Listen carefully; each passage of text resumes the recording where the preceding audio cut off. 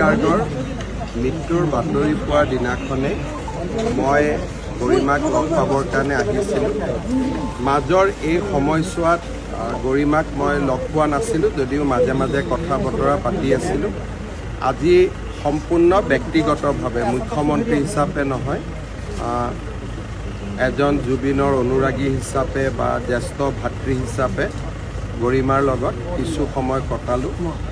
জুবিনৰ ভনীয়েক পামেৰ লগতো কিছু সময় কটালোঁ। জুবিনৰ পিতৃ দেৱতাকো প্ৰণাম জনালোঁ। আৰু আজি কোনো মোৰ ইয়াতে অফিচিয়েল ভিজিট নাছিলে, সম্পূৰ্ণ ব্যক্তিগতভাৱে কিছু সময় কটাম বুলি আজি আহিছিলোঁ।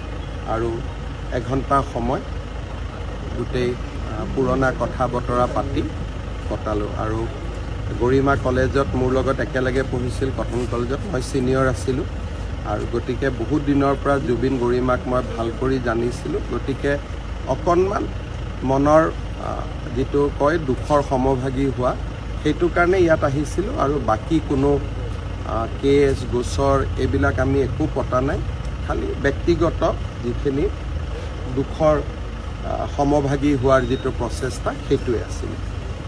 ঠিক আছে।